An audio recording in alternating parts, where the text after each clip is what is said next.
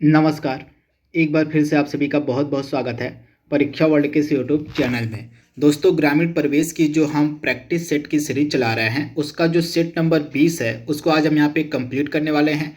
तो चलिए बिना किसी देरी के आज के सेट को लगाना स्टार्ट करते हैं। दोस्तों, मैं आपको बता दूं आज का जो सेट है इसमें मैंने बहुत सारे प्रश्नों को, जो करंट के प्रश्न उनको सम्मिलित किया हुआ, जो आपके ग्राम विकास से रिलेटेड करंट के प्रश्न लेटेस्ट के बन सकते थे उनको मैंने आज इस वीडियो में सम्मिलित किया हुआ। मैक्सिमम प्रश्न आपको करंट अफेयर्स के मिलेंगे, तो इस वीडियो को आपको बिल्कुल ध्यान से अटेंड करना है आज का।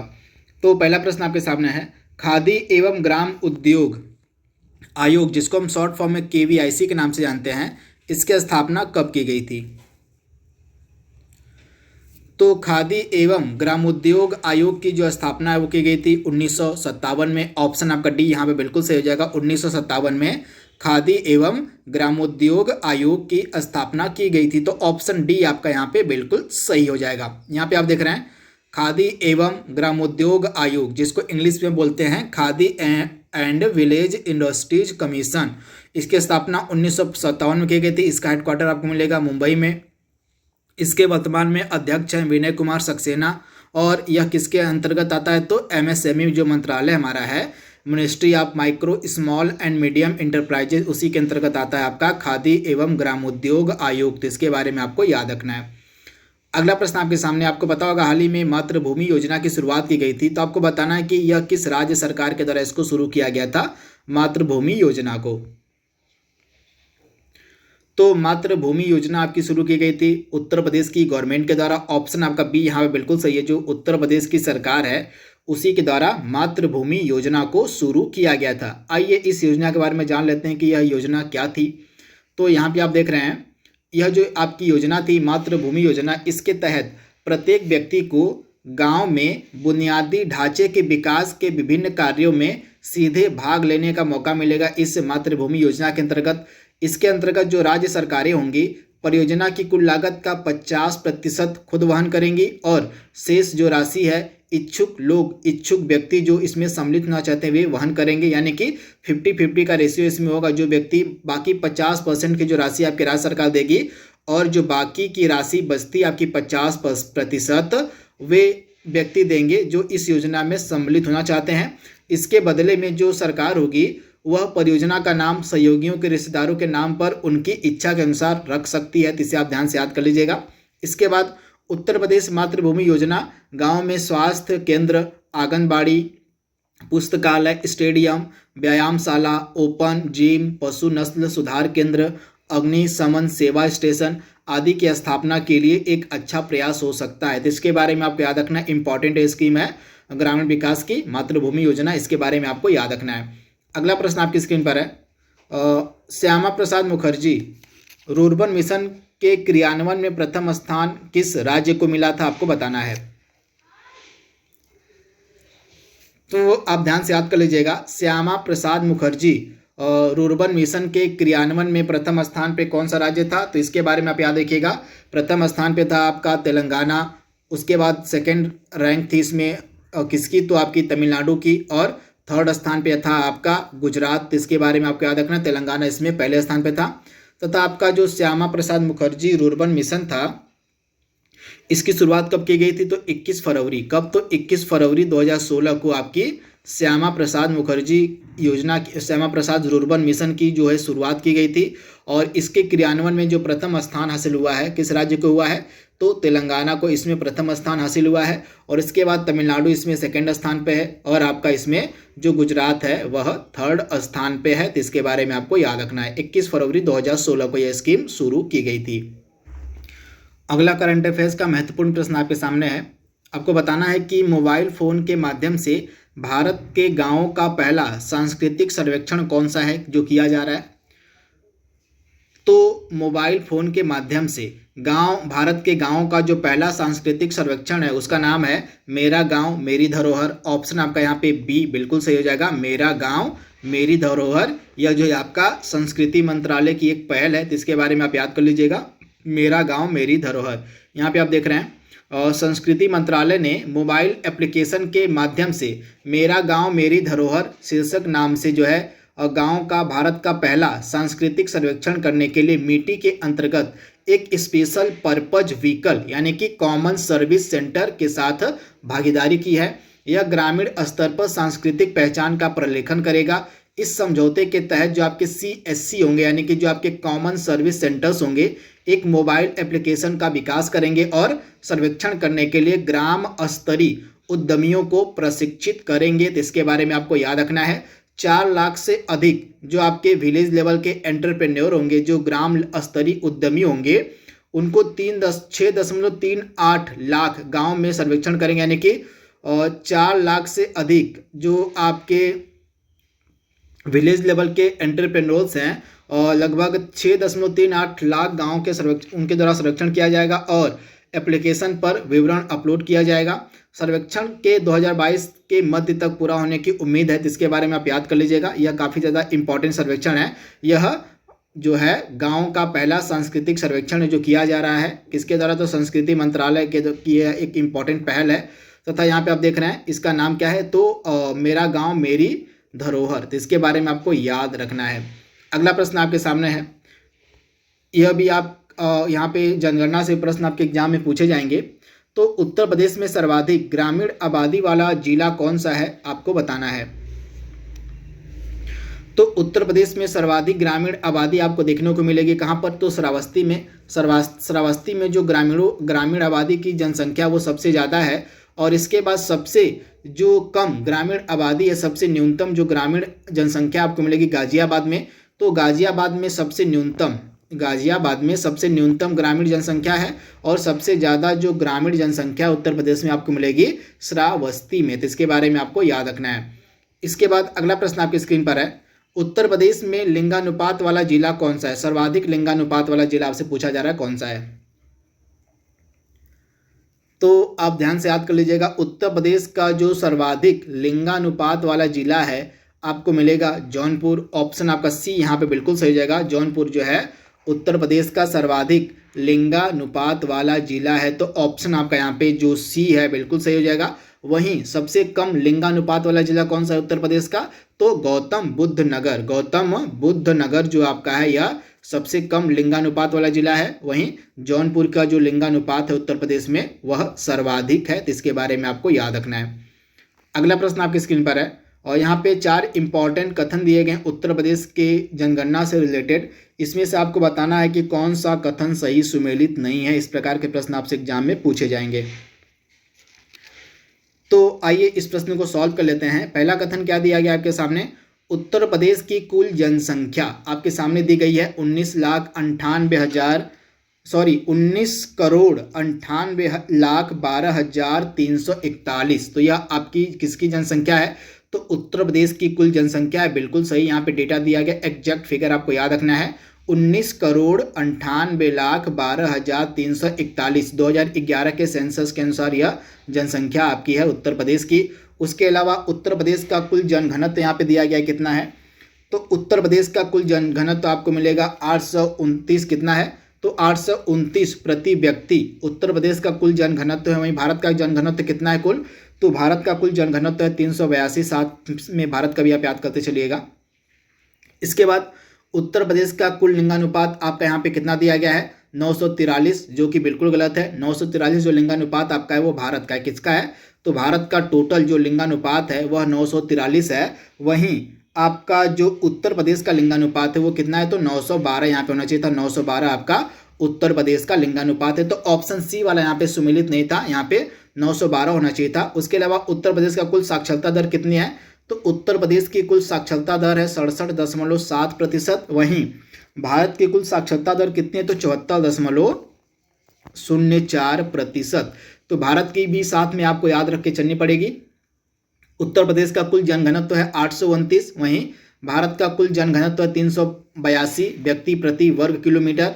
उसके बाद उत्तर प्रदेश का कुल लिंगानुपात है 912, वहीं भारत का कुल लिंगानुपात है 943। उत्तर प्रदेश का कुल साक्षरता दर है 67.7%, वहीं भारत की कुल साक्षरता दर है 74.04%। ये डेटा आपको याद रखना है। आपको बताना है कि जनगणना 2011 के अनुसार सर्वाधिक ग्रामीण साक्षरों की संख्या किस राज्य में है?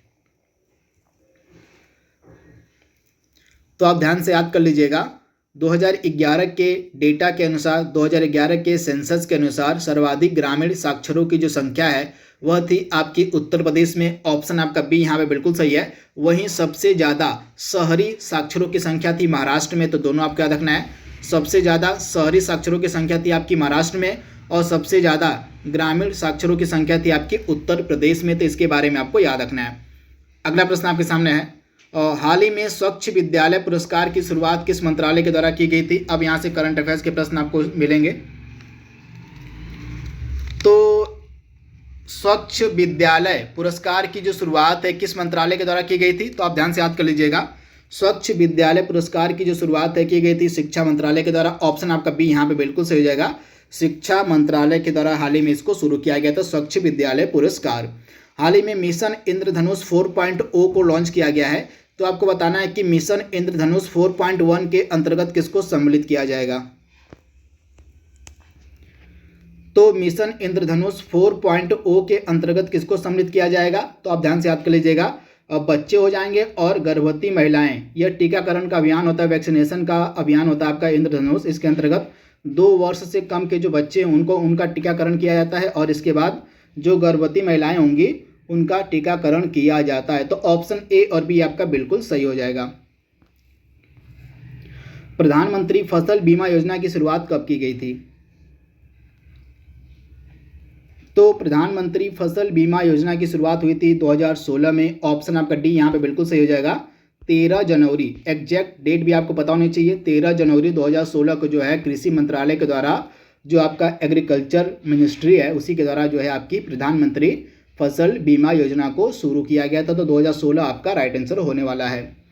इसके बाद अगला प्रश्न आपके सामने है, और देश हाल ही में देश का पहला सैनिटरी नैपकिन मुक्त बनने वाला गांव जो कुबलांगी है यह किस राज्य में स्थित है, आपसे पूछा जा रहा है।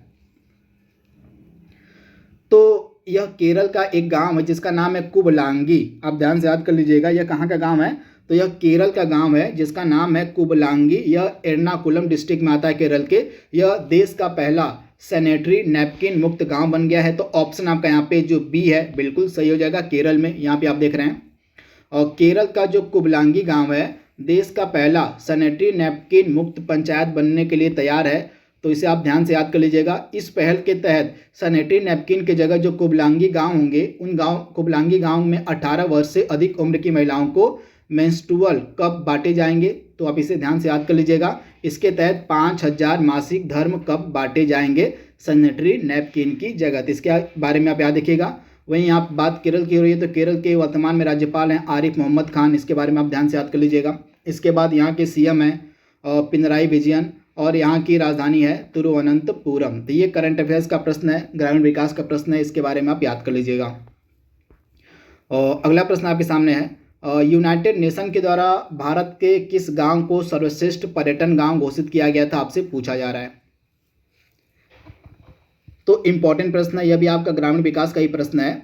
तो करंट अफेयर्स में जो भी ग्रामीण विकास रिलेटेड प्रश्न आपको मिलते हैं उनका प्रैक्टिस करते रहिएगा। इस प्रकार के प्रश्नों के पूछे जाने के जो चांस होते हैं, जो संभावना होती है, बहुत ज़्यादा होती है।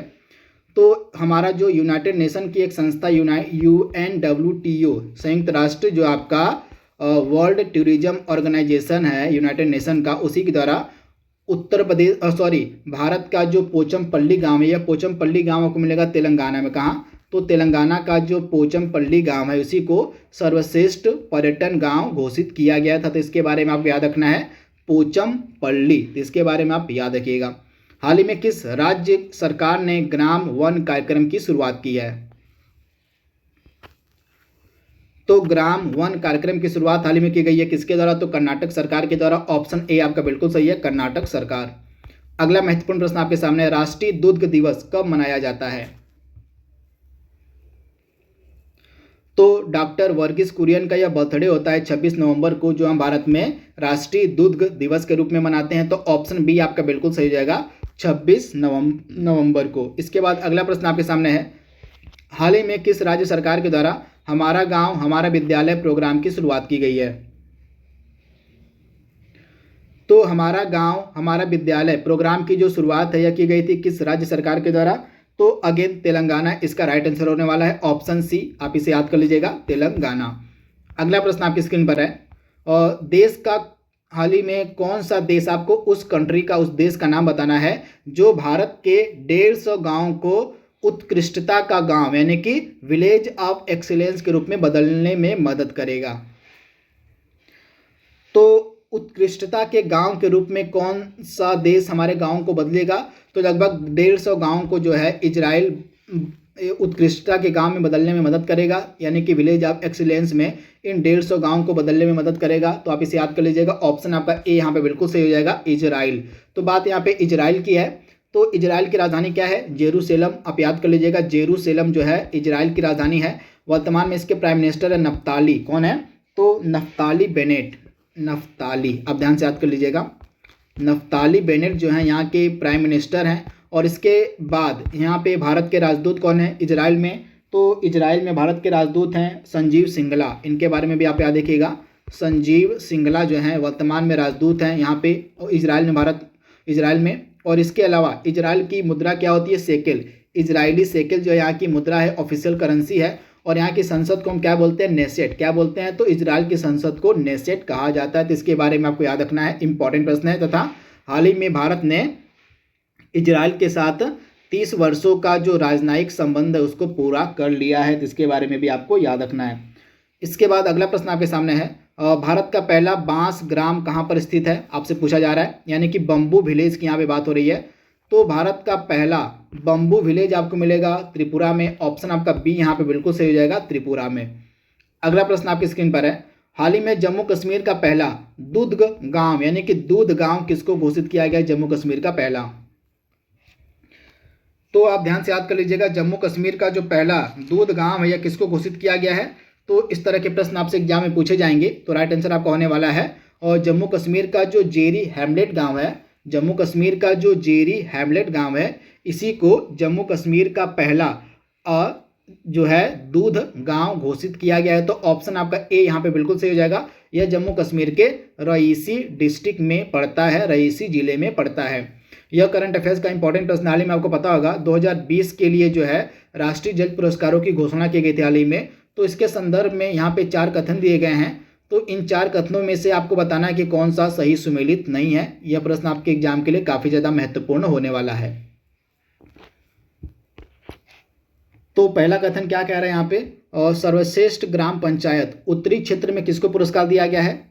तो सर्वश्रेष्ठ ग्राम पंचायत उत्तरी क्षेत्र में पुरस्कार दिया गया है उत्तराखंड के धसपद ग्राम पंचायत को। यह अल्मोड़ा जिले में पड़ती है। तो इसे आप याद रखिएगा, धसपद ग्राम पंचायत। ऑप्शन ए आपका बिल्कुल सुमेलित है। सर्वश्रेष्ठ ग्राम पंचायत दक्षिण क्षेत्र में किसको चुना गया है? तो एले रामपुर की जो पंचायत है, जो आपको तुमकुरू जिला मिलेगी कर्नाटक के, इसको दिया गया है दक्षिण क्षेत्र के लिए सर्वश्रेष्ठ ग्राम पंचायत का पुरस्कार। तो बी वाला भी आपका बिल्कुल सही है। इसके बाद सर्वश्रेष्ठ ग्राम पंचायत पूर्वी क्षेत्र के लिए किसको चुना गया है?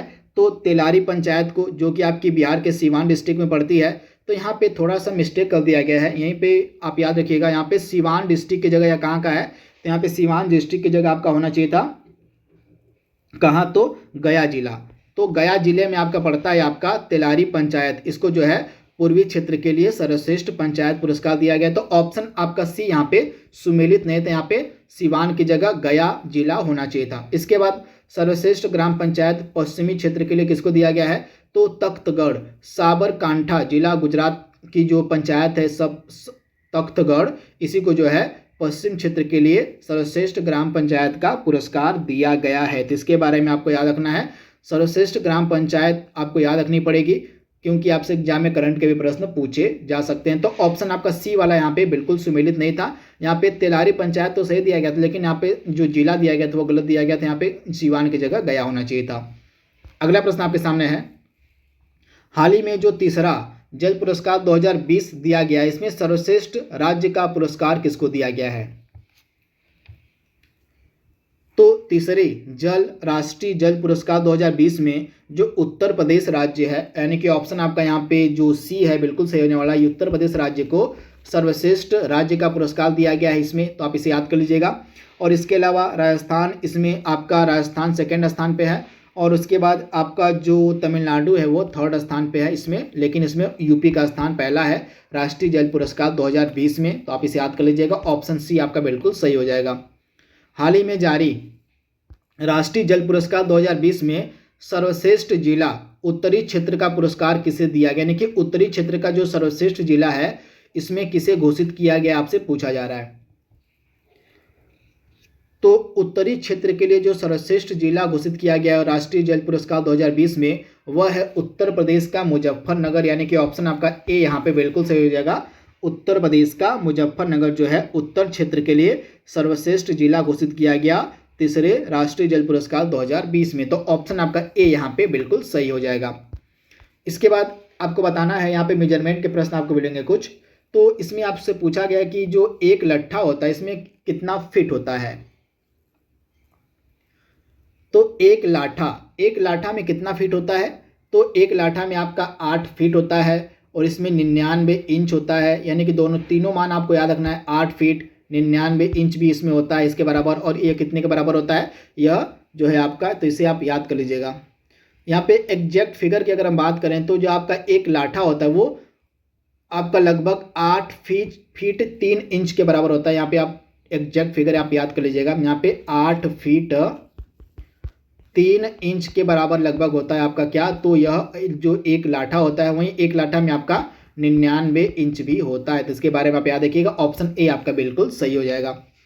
इसके बाद अगला प्रश्न आपके सामने है, चकबंदी लेखपाल जो है और चकबंदी आयुक्त के अधीन होते हैं, जबकि राजस्व लेखपाल किसके अधीन होते हैं आपसे पूछा जा रहा है। तो आपके जो राजस्व लेखपाल होते हैं ये किसके अधीन आते हैं, तो इंपॉर्टेंट प्रश्न है, 100% आपसे एग्जाम में पूछा जा सकता है। तो आपके जो राजस्व लेखपाल होते हैं ये जिला अधिकारी के अधीन आते हैं। तो ऑप्शन आपका बी यहाँ पे बिल्कुल सही हो जाएगा। वहीं आपके चकबंदी लेखपाल चकबंदी आयुक्त के अधीन आते हैं। आज के सेशन का लास्ट प्रश्न आपके सामने है, वर्तमान में कुल कितने राजस्व न्यायालय हैं। तो उत्तर प्रदेश में वर्तमान में कुल कितने राजस्व न्यायालय हैं, तो उत्तर प्रदेश में वर्तमान में कुल 2333 राजस्व न्यायालय आपको मिलेंगे। तो ऑप्शन आपका ए यहाँ पे बिल्कुल सही हो जाएगा, 2333 यूपी में यानी कि प्रदेश में हमारे राजस्व न्यायालय हैं। तो इनके बारे में आप याद रखिएगा। तो इस तरह से जो हमारा ग्रामीण परिवेश का सेट नंबर 20 था उसको हमने यहाँ पे कंप्लीट कर लिया है। आई होप यह सीरीज आपको पसंद आ रही होगी। तो आज के लिए बस इतना ही। Thank you, thanks for watching, thank you.